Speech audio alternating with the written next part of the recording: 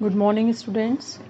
आज हम professor SC. Dubey, जिनका पूरा नाम है श्याम चरण दुबे, के समाजशास्त्र के योगदान के अंतर्गत उनका क्या सहयोग रहा है उसकी चर्चा करेंगे।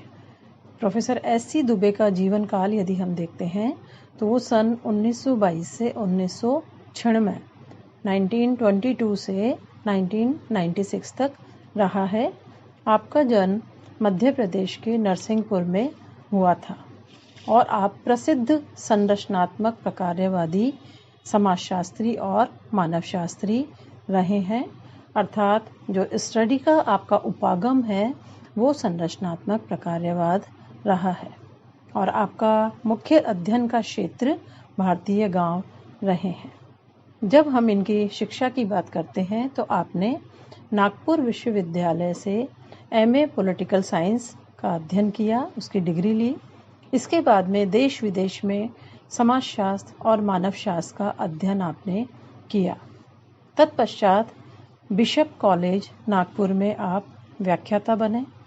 बाद में लखनऊ विश्वविद्यालय में पॉलिटिकल साइंस में अपनी सेवाएं दी। आपने मध्य प्रदेश की कमार जनजाति में बदलती खेती पर शोध कार्य किया और उस पर इनकी कमार पर पुस्तक भी प्रकाशित हुई और ये शोध ग्रंथ जो इनका था शोध कार्य, ये इनकी पीएचडी उपाधि शोध का हिस्सा भी था। तत्पश्चात आपने उस्मानिया विश्वविद्यालय हैदराबाद में फ्यूरर हेमन डाक के स्थान पर रीडर का पदभार ग्रहण किया। स्कूल ऑफ ओरिएंटल स्टडीज़ एवं लंदन स्कूल ऑफ इकोनॉमिक्स में भी आप गए और रेमंड एरन के साथ संपर्क के कारण इंडियन विलेज पुस्तक लिखने की प्रेरणा आपको मिली। आप अंग्रेजी और हिंदी भाषा के श्रेष्ठ वक्ता थे। उस्मानिया विश्वविद्यालय को छोड़ने के बाद नागपुर में एंथ्रोपोलॉजिकल सर्वे ऑफ इंडिया के उपनिदेशक बने और तत्पश्चात सागर विश्वविद्यालय में मानवशास्त्र के प्रोफेसर बने। आप national institute of rural community development के सलाहकार रहे। 1975 to 76 में अखिल भारतीय समाजशास्त्र परिषद के अध्यक्ष रहे और इस दौरान जम्मू विश्वविद्यालय में कुलपति भी रहे। 1980 से 1993 93 में आप तक ICSSR भारतीय समाज विज्ञान अनुसंधान परिषद के राष्ट्रीय फेलो रहे और यूनेस्को तथा संयुक्त राष्ट्र संघ में सक्रिय रहे। आपने मध्य प्रदेश के UGC यूनिवर्सिटी ग्रांट कमीशन के आप अध्यक्ष रहे। इस प्रकार आप बहुआयामी व्यक्तित्व के धनी थे। देखिए, प्रोफेसर एस.सी. दुबे किसी एक विषय के ऊपर काम करके विशेषता को प्राप्त करने के स्थान पर आपकी जो सोच थी वो ये थी कि आपने अनेक विषयों के ऊपर काम किया और चुनौतियां आपने ज़्यादा दी और विभिन्न प्रकार की रचनाओं में विभिन्न क्षेत्रों में आपका महत्वपूर्ण योगदान रहा। इसलिए आपका अंतर्वैश्विक अध्ययन हमें ज़्यादा देखने को मिलता है। दुबे ने बहुत सारी किताबें लिखी हैं, बहुत से लेख इनके नेशनल इंटरनेशनल पत्र पत्रिकाओं के अंतर्गत प्रकाशित हुए हैं। यदि हम इनकी कुछ किताबों का जिक्र करें तो उनमें कुछ महत्वपूर्ण किताबें हैं। इंडियाज़ चेंजिंग विलेजेस, जो कि 1958 में प्रकाशित हुई, यह इनकी एक महत्वपूर्ण कृति है और महत्वपूर्ण योगदान समाजशास्त्र को है। इसके बाद में उनका है contemporary India and its modernisation, जो 1974 में प्रकाशित हुई।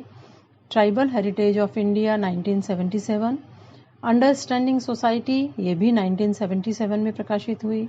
और modernisation and development 1988, tradition and development 1990 और इसी के साथ में इंडियन सोसाइटी भी 1990 में प्रकाशित हुई।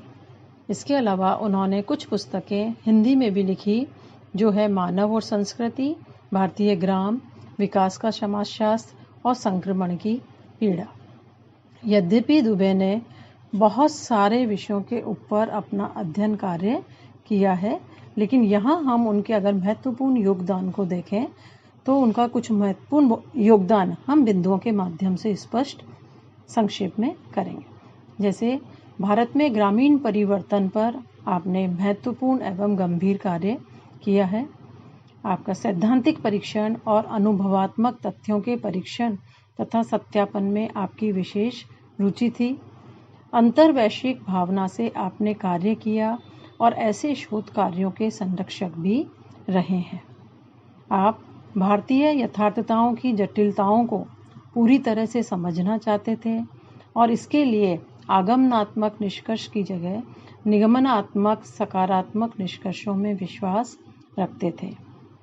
अपनी एक अलग शैली में आपने भारतीय गांव का अध्ययन प्रस्तुत किया, जो आपका महत्वपूर्ण योगदान संरचनात्मक प्रकार्यात्मक उपागम के माध्यम से समाजशास्त्र में देखा जाता है। भारत सरकार की सामुदायिक विकास योजना लागू होने के बाद ग्रामीण अध्ययनों में रुचि आपकी और बढ़ी और वे ग्रामीण संरचना के अध्ययनों से परिवर्तन के अध्ययन की ओर मुड़े, क्योंकि इसके बाद में गाँव के अंतर्गत काफ़ी बड़ी मात्रा में हमें परिवर्तनों का दौर देखने को मिला। उनकी कृति इंडिया चेंजिंग विलेजेस इस दिशा की एक महत्वपूर्ण कड़ी थी। तो आपका जो मुख्य अध्ययन या योगदान रहा है वो है, सबसे पहले आपने आदिवासी समाज पर भी अध्ययन किया है, जो कमार जनजाति की हमने बात की थी। इसके बाद मुख्य अध्ययन आपका गांव के ऊपर अध्ययन रहा है और जो आपका इंडियन विलेज के अंतर्गत देखने को मिलता है। आपने संरचनात्मक प्रकार्यात्मक परिप्रेक्ष्य से महत्वपूर्ण अध्ययन किया और ये अध्ययन आपने हैदराबाद से लगभग 25 किलोमीटर दूर शमीरपेट नामक गांव में किया था। इस गांव की जनसंख्या उस समय 2494 थी, जिनमें 340 मुस्लिम और 19 हिंदू निर्जातीय समूह शामिल थे। तो आपने ग्रामीण जीवन का सार उस गांव का, भारतीय समाज का, गांव को समझने के लिए गांव को संगठित करने वाली विभिन्न इकाइयों के अध्ययन पर जोर दिया और यह उनका एक अंतर्वैश्विक अध्ययन था, जिसके अंतर्गत शमीरपेट गांव में आपने ऐतिहासिक, भौगोलिक, समाजशास्त्रीय परिप्रेक्ष्य से तथ्य एकत्रित किए, अनुभाविक रूप से वहाँ का डाटा कलेक्शन किया और इसके साथ धार्मिक एवं आर्थिक क्रियाओं पर भी आपने ध्यान केंद्रित किया। ये जो उनका अध्ययन था गांव में शमीरपेट में, यह समाजशास्त्र और मानवशास्त्र विभाग द्वारा समर्थित एक प्रोजेक्ट था, जिसके ऊपर आपने कार्य किया था और वहाँ गांव की रिपोर्ट आपको देनी थी।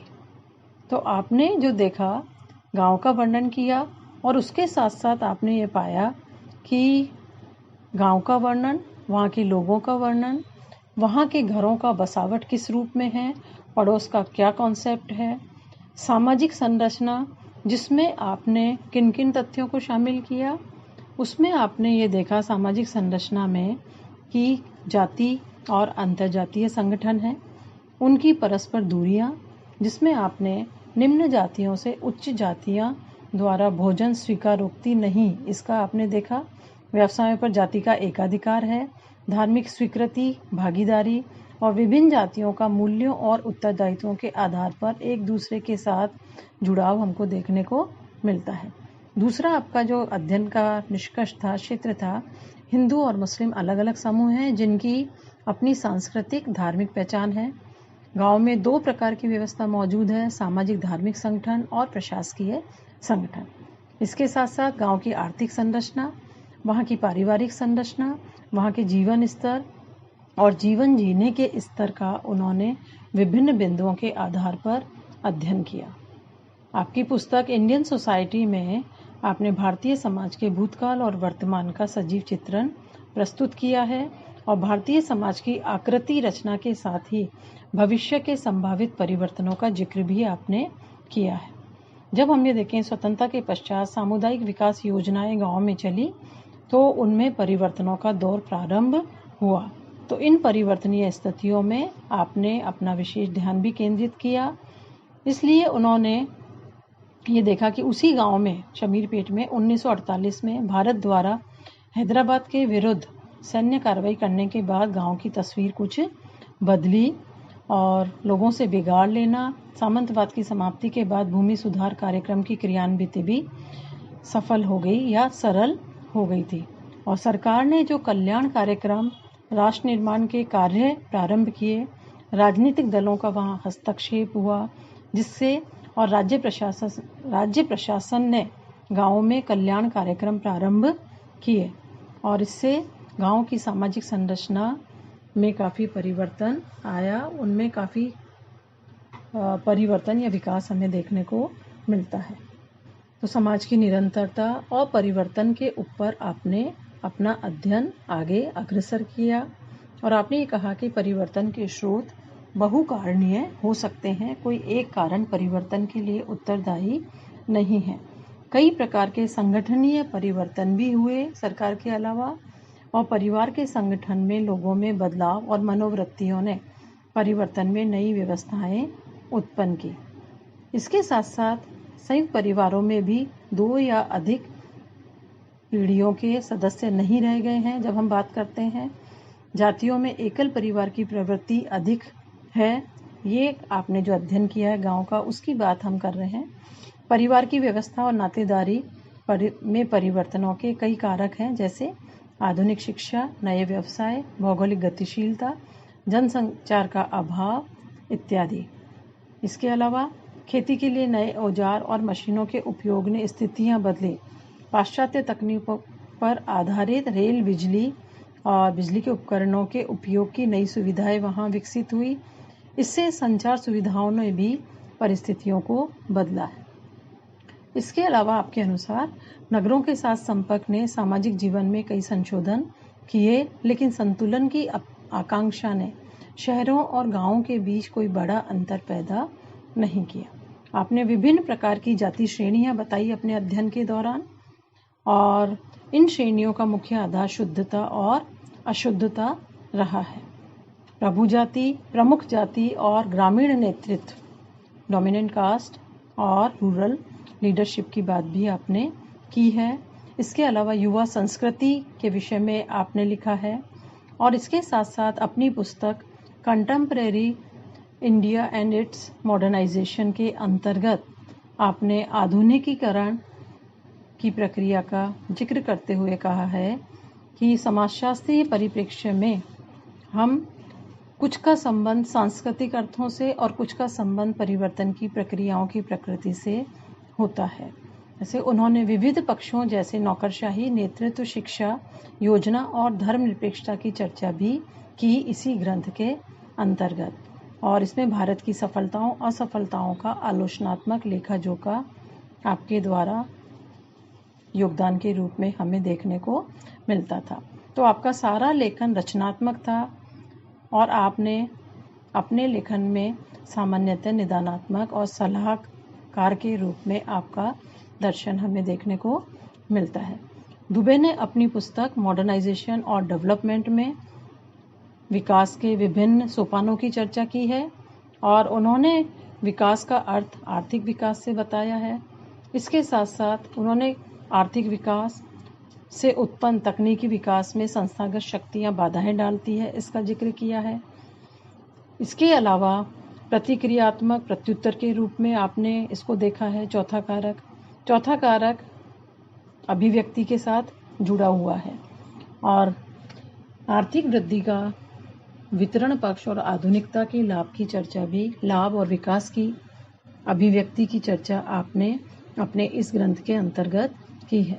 तो निष्कर्षतः हम ये देखते हैं कि दुबे ने सामाजिक संरचनाओं का उल्लेख किया है, जिसमें आर्थिक, सांस्कृतिक, आपकी सांस्कारिक, राजनीतिक आधार शामिल है, जिसमें गांवों के चित्र बदलते रहे हैं और दीर्घ व्यवस्थाओं से व्यक्तिगत स्तर तक उन संरचनात्मक तथ्यों का वर्णन किया गया है जो गांव की तस्वीर बदल रहे हैं।